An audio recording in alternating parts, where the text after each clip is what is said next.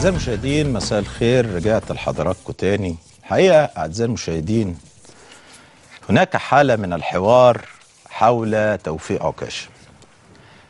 توفيق عكاشة في كلمتين اتعلم الإعلام في قلعة من القلاع العربية، وهي اتحاد الإذاعة والتلفزيون المصري، ولكنه شاهد أوضاعا داخل هذا المبنى يجب تغييرها. كنت صغيرا لا أستطيع أن أفعل شيئا، ولكني كنت أعمل موظف بدرجة مقدم برامج في التلفزيون المصري. كان يجب أن أنا أثقل نفسي علميا. تقدمت لمعهد الدراسات البيئية بجامعة عين شمس لكي أحصل على دبلومتين في الإعلام البيئي. قررت أن لا أتوقف عند ذلك، وأنه يجب أن أكون مسلحا بالعلم بجانب ممارساتي العلمية، ممارساتي العملية عفوا، وإن أنا أستمر في هذا الكفاح إلى أن أحصل على رسالة الدكتوراه في الإدارة العامة، إدارة المؤسسات الإعلامية. حقيقة الأمر لم يكن هذا هو طريقي فحسب، بل كنت رئيسا لاتحاد طلاب مدرستي وأنا في الصف الثالث الإعدادي، واستمريت رئيسا لاتحاد طلاب مدرستي، ثم رئيسا لاتحاد طلاب الكلية التي أنا بها، ثم بعد ذلك القيادة الطلابية الأولى في مصر عام 1988. ليه أنا ببدأ بهذه البداية؟ أنا بادئ هذه البداية لأن الذين يتحاورون ويفتحون أبواب صحفهم للحديث عن توفيق عكاشة وكلامه ونظرياته اللي هو بيقولوها، سيأتي يوم يتأكدوا تماما أنني كنت أتحدث الواقع وهم يتحدثوا في الخيال. أنا حديثي موجه إلى السواد الأعظم من الشعب المصري الذي يتألم ألما يعكس أنينا من المشاكل الملمة به، من سكان القبور إلى الفلاحين السهارى في الليل يبحثون عن المياه في الترع والقنوات، إلى الملاك في الأراضي الزراعية الذين حملوا كراهية لأراضيهم لأنها أصبحت لا تدر عليهم دخلا، العمال الذين بيعت مصانعهم ولم يتم وضعهم كقاسم مشترك أعظم هام في عملية الخصخصة، بل كل المستهدف هو الحصول على سمسرة، نظرا لأن الذي يسوق ديون مصر هو جمال محمد حسني مبارك، السمسار الأول في النظام السابق. السمسار الأول كان له تبعيات، وكان له سماسرة صغار أصغر منه، كل دول ساهموا في تدمير بنية الدولة الاقتصادية تحت مسمى ما يسمى بالخصخصة، دون مراعاة للثروة البشرية المدربة المهنية من العمال ومن الفنيين الذين كانوا في هذه المصانع. لن يذهب عن ذاكرتي مصنع التليفونات المصري الذي تم بيعه في وقت كان هو يحتكر صناعة التليفونات في مصر، ولكن السمسرة كانت كبيرة، فكان لابد أن يباع ويتم الزج أو إلقاء العمال في الشارع، ولا حياة لمن تنادي.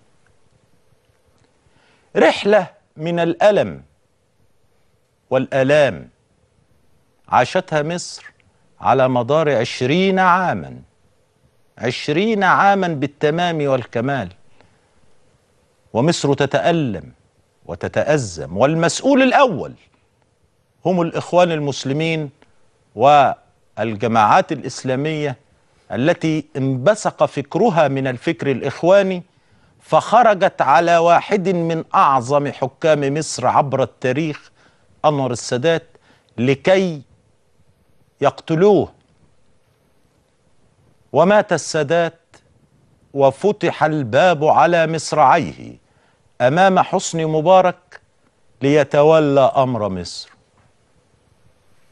السادات كان قد أصدر قرارا يوم 5 أبريل بإقالة حسني مبارك وتعيين منصور حسن نائبا لرئيس الجمهورية، وأن هذا القرار سيعلن عقب الانتهاء من العرض العسكري، وأن حسني مبارك سيتم القرار بقى كان بيتضمن أن حسني مبارك سيكون مساعدا لرئيس الجمهورية. لم يصدر القرار لأن الإسلاميين الذين يدعون أنهم سياسيين وقفوا حائلا أمام صدور هذا القرار حينما قتلوا الرئيس السادات وتركوا حسني مبارك. فحملت مصر 30 عاما من الألم لحاكم لم يكن على قدر حكم مصر، وإنما كان على قدر مساعدا لحاكم مصر. انفجرت الثورة وخرج بركان الغضب الشرعي، بركان الغضب الشرعي من المتألمين، من الذين دمرت أحلامهم. 9 مليون شاب مصري، زهرة الشباب، تتألم من البطالة. الأسر المصرية تنفق أموالا لكي تتخرج أبنائها من مراحل التعليم المختلفة لكي تنطلق في الحياة، ولكنها لا تنطلق في الحياة وتتوقف في جلسات على المقاهي وفي الشوارع وفي الميادين العامة والحدائق، لا عمل له. مراكب تحمل شبابا من خيرة الشباب في هجرة غير شرعية تفقد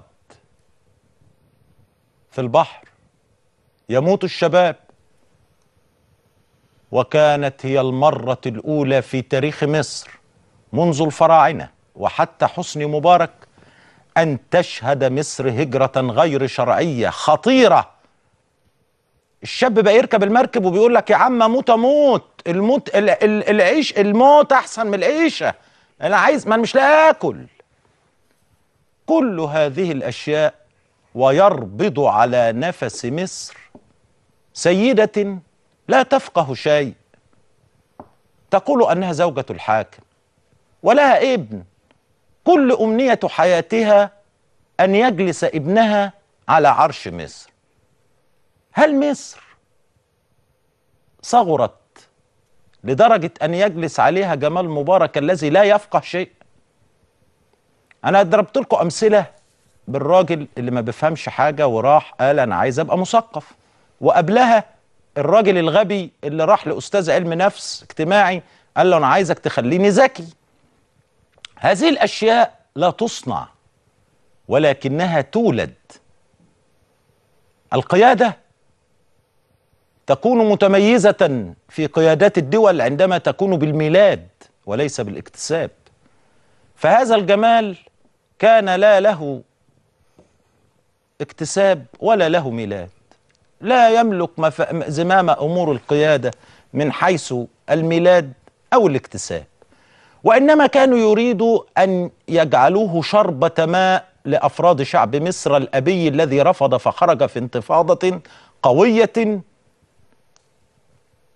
ولكن المولى كان له كتاب، فكان المجلس الأعلى للقوات المسلحة وكان الجيش المصري الذي انضم إلى الشعب انضم الجيش المصري إلى الشعب وأعلن راية تحقيقه لرغبات الشعب، فعزل رئيس الجمهورية وعزل شلة اللصوص وفتح الأبواب للحرية والديمقراطية ولنجاح هذه الثورة.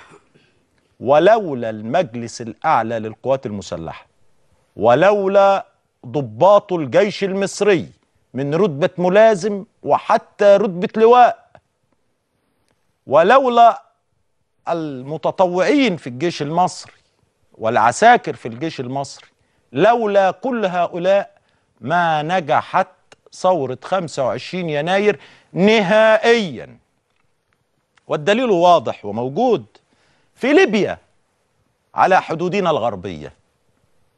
الجيش يساند الرئيس، بل انقسم وما زال الرئيس موجودا. في سوريا الجيش يساند الرئيس، ما زال الوضع قائما. في اليمن الجيش يساند الرئيس، ما زال الوضع قائما.